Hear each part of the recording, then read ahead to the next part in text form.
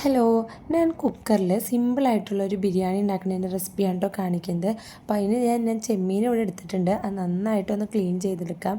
അപ്പോൾ ദേ ചെമ്മീനൊക്കെ അടിപൊളിയായിട്ട് നന്നാക്കി ക്ലീൻ ചെയ്ത് കഴുകി എടുത്തിട്ടുണ്ട്. ഇനി ആദ്യം ഇതൊന്ന് ബിരിയാണിക്ക് മസാല ഉണ്ടാക്കുന്നതിന് മുമ്പ് ഒന്ന് ഫ്രൈ ചെയ്തെടുക്കാം.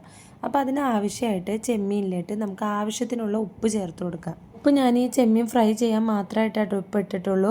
മസാലയ്ക്ക് നമുക്ക് പിന്നെ വേണ്ടത് ഇട്ട് കൊടുക്കാം. പിന്നെ ഒരല്പം മഞ്ഞൾപ്പൊടി ഇട്ട് കൊടുത്തിട്ടുണ്ട്. പിന്നെ എരിവിനനുസരിച്ച് മുളക് പൊടി ഇട്ട് കൊടുക്കുക. ഞാൻ കറക്റ്റ് അളവ് അറിയാത്തത് ഓരോരുത്തരുടെ ടേസ്റ്റ് വ്യത്യാസമുള്ളതുകൊണ്ടാണ് കേട്ടോ. ചിലർക്ക് കുറേ മുളക് പൊടി വേണം, ചിലർക്ക് കുറച്ച് മതി. അതുകൊണ്ട് നിങ്ങളുടെ ഇഷ്ടത്തിന് ഇട്ട് കൊടുക്കുക. പിന്നെ ഇതേ ഇഞ്ചിയും വെളുത്തുള്ളി അരച്ചതിൻ്റെ പേസ്റ്റ് ഇട്ട് കൊടുത്തിട്ടുണ്ട് കേട്ടോ. ഞാൻ ഇവിടെ റെഡിമെയ്ഡായിട്ടുള്ള പേസ്റ്റാണ് ഇട്ട് കൊടുത്തിട്ടുള്ളത്. മറ്റേ വെളുത്തുള്ളി നന്നാക്കി ഇഞ്ചി നന്നാക്കി പേസ്റ്റ് ആക്കുന്ന ഒരു മടി കൊണ്ടാണ് ഞാൻ റെഡിമെയ്ഡ് ഇട്ട് കൊടുത്തത്. പിന്നെ ഇതേ കുറച്ച് കുരുമുളക് പൊടിയും കൂടി ഇട്ട് കൊടുത്തിട്ടുണ്ട്. ഓൾറെഡി നമ്മൾ മുളക് പൊടി ഇട്ട് കൊടുത്തുകൊണ്ട് കുരുമുളക് പൊടി ഇടുമ്പോൾ നമ്മൾ നോക്കണം കേട്ടോ, ഇല്ലെങ്കിൽ എരിവ് നന്നായിട്ട് കൂടിപ്പോവും. അങ്ങനെ അതൊക്കെ ഇട്ട് നന്നായിട്ട് മിക്സ് ചെയ്തെടുക്കാം കേട്ടോ. മിക്സ് ചെയ്തിട്ട് കുറച്ച് നേരം നമുക്കൊന്ന് മാറ്റി വെക്കാം കേട്ടോ. എന്നിട്ട് ഫ്രൈ ചെയ്തെടുക്കാം.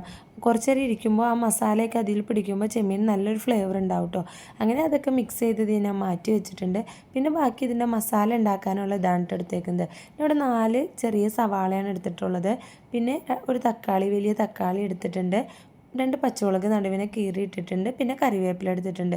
ഇത്രയാണ് ഞാൻ എടുത്തിട്ടുള്ളൂ. മല്ലിയിലയൊക്കെ ഉണ്ടെങ്കിൽ നിങ്ങൾക്ക് അത് ചേർക്കാം കേട്ടോ. ഇവിടെ ഇല്ലാത്തതുകൊണ്ടാണ് ഞാൻ പിന്നെ ഇടാഞ്ഞത്.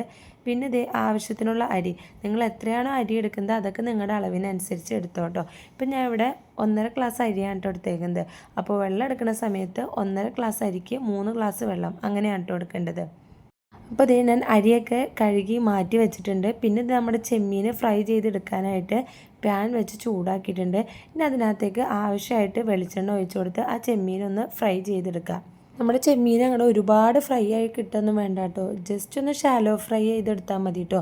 ഒരുപാട് ഫ്രൈ ചെയ്ത് കഴിഞ്ഞാൽ ചെമ്മീൻ നല്ല ക്രിസ്പി ആയി പോകും. പിന്നെ ചോറിൻ്റെ കൂടെ ഇടുമ്പോൾ പ്രത്യേകിച്ച് നല്ല സുഖമൊന്നും ഉണ്ടാവില്ല. അപ്പോൾ അതുകൊണ്ട് അധികം മുരിഞ്ഞുകൊണ്ട് ശ്രദ്ധിക്കുക കേട്ടോ.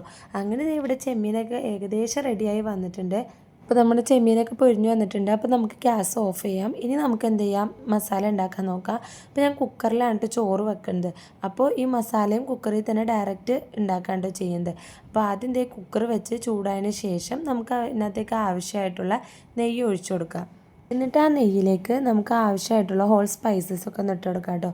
ഏലക്ക, ഗ്രാമ്പു, പട്ട, കോല് അങ്ങനെയുള്ള എല്ലാ സാധനങ്ങളും ഇട്ട് കൊടുത്ത് ജസ്റ്റ് ഒന്ന് മൂപ്പിച്ചെടുക്കാം കേട്ടോ. ഞാൻ ഈ സമയത്ത് തീയൊന്ന് കുറച്ച് വെച്ചിട്ടുണ്ട് കേട്ടോ. കാരണം ഇതൊക്കെ ഒന്ന് കത്തിപ്പോയി കഴിഞ്ഞാൽ ടേസ്റ്റ് മാറണോണ്ട് ഞാൻ തീയൊന്ന് കുറച്ച് വെച്ചിട്ടാണ് കേട്ടോ ഈ സാധനങ്ങളൊക്കെ ഒന്ന് എടുത്ത് മൂപ്പിച്ചെടുക്കുന്നത്. പിന്നെ അതൊക്കെ ഒന്ന് ജസ്റ്റ് ഒന്ന് മൂത്ത് വന്ന സമയത്ത് നമുക്ക് അതിനകത്തേക്ക് അരിഞ്ഞു വെച്ചിട്ടുള്ള സവാളയും തക്കാളിയും പച്ചമുളകും അതൊക്കെ ഒന്ന് ഇട്ട് കൊടുക്കുക. പിന്നെ ഈ വഴറ്റുന്ന സമയത്ത് തന്നെ ആവശ്യത്തിനുള്ള ഉപ്പ്, കാരണം ഓൾറെഡി നമ്മൾ ചെമ്മീനിൽ ഉപ്പ് ചേർത്തിട്ടുണ്ട്. അപ്പം ഇനി ഈ മസാല ഉണ്ടാക്കുമ്പോൾ അതനുസരിച്ചിട്ട് വേണം കേട്ടോ ഉപ്പിടാനായിട്ട്. അപ്പോൾ ഞാൻ ഈ വഴറ്റുന്ന സമയത്ത് ഈ മസാലക്കുള്ള ഉപ്പും പിന്നെ നമ്മുടെ ചോറ് അരിക്കുള്ള ഉപ്പും കൂടി ഒരുമിച്ചാണ് കേട്ടോ ഇടുന്നത്. അങ്ങനെ ബാക്കിയെല്ലാം ഇട്ടിട്ട് നന്നായിട്ട് വഴറ്റിയെടുക്കാം. അപ്പോൾ നമ്മുടെ ഉള്ളിയൊക്കെ നന്നായിട്ട് വഴന്ന് വന്നിട്ടുണ്ട് കേട്ടോ. അതിനകത്തേക്ക് നമുക്ക് കുറച്ചുകൂടി ജിഞ്ചർ ഗാർലിക് പേസ്റ്റ് നമുക്ക് ഇട്ട് കൊടുക്കാം. നമ്മൾ ഇങ്ങനെ ചേർക്കുന്നതിനേക്കാളും കുറച്ചുകൂടി ടേസ്റ്റ് കിട്ടുന്നത് നമ്മൾ അപ്പം നന്നാക്കി ഇടുന്ന പേസ്റ്റിനാണ് കുറച്ചുകൂടി ടേസ്റ്റ് കിട്ടുന്നത്. ഞാൻ പിന്നെ അത് നന്നാക്കി എടുക്കാനുള്ളൊരു മടി കൊണ്ടാണ് കേട്ടോ ഇത് യൂസ് ചെയ്യുന്നത്. എളുപ്പപ്പണി നോക്കുന്നവർക്ക് ഏറ്റവും നല്ലത് ഇതേപോലെ റെഡിമെയ്ഡ് പാക്കറ്റ് വാങ്ങിച്ച് യൂസ് ചെയ്യുന്നത് തന്നെയാണ്.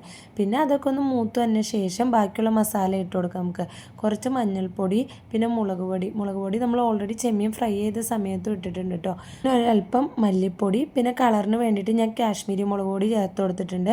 പിന്നെ ഗരം മസാല, പിന്നെ കുറച്ച് ഫിഷ് മസാലയും കൂടി ചേർത്ത് കൊടുത്തിട്ടുണ്ട്. ഇത്രയും കൂടി ചേർത്തിട്ട് നന്നായിട്ട് ആ മസാലയൊന്ന് പച്ചമണം, ആ മുളക് പൊടിയുടെയും മസാലകളുടെയൊക്കെ മണം മാറണ വരെ നന്നായിട്ട് ഇളക്കി കൊടുക്കുക.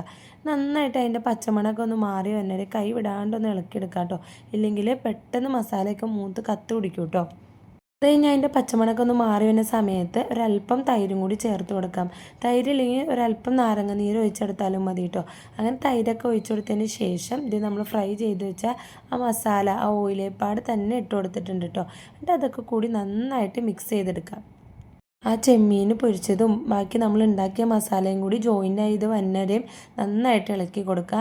എന്നിട്ട് 1.5 ഗ്ലാസ് അരിക്ക് ഞാൻ 3 ഗ്ലാസ് വെള്ളം തിളപ്പിച്ച് നന്നായിട്ട് തിളപ്പിച്ചിട്ടാട്ടോ ഒഴിച്ചിട്ടുള്ളത്. അങ്ങനെ ഇതേ ആ ചൂടുവെള്ളം കൂടി ഒഴിച്ചിട്ട് പിന്നെ നമ്മുടെ അരിയും കൂടി ഇട്ട് കൊടുത്തിട്ടുണ്ട്. എന്നിട്ട് എല്ലാം കൂടി നന്നായിട്ട് മിക്സ് ചെയ്തിട്ട് കുക്കർ അടച്ചു വെച്ചിട്ട് 2 വിസിൽ മീഡിയം ഫ്ലെയിമിൽ 2 വിസിൽ അടുപ്പിച്ചാൽ മതി കേട്ടോ. നമ്മുടെ ചോറ് നന്നായിട്ട് വെന്ത് കിട്ടും. 1 ഗ്ലാസ് അരിക്ക് 1.5 ഗ്ലാസ് വെള്ളം അങ്ങനെയാണ് കേട്ടോ അളവ് എടുത്തേക്കുന്നത്. അപ്പോൾ അങ്ങനെ ഇതേ ഉപ്പും കൂടി ഞാൻ അതിൻ്റെ ഇടയ്ക്കൊന്ന് നോക്കിയിട്ടുണ്ടായിരുന്നു. അപ്പോൾ ഒരല്പം ഉപ്പ് കുറവുള്ളതുകൊണ്ട് നുള്ളും കൂടി ഉപ്പ് ഇട്ട് കൊടുത്തു. കുക്കർ അടച്ചു വെച്ച് 2 വിസിൽ അടുപ്പിച്ചെടുത്തിട്ടുണ്ട്. അങ്ങനെ നമ്മുടെ ബിരിയാണി ഇവിടെ റെഡി ആയിട്ടുണ്ട് കേട്ടോ.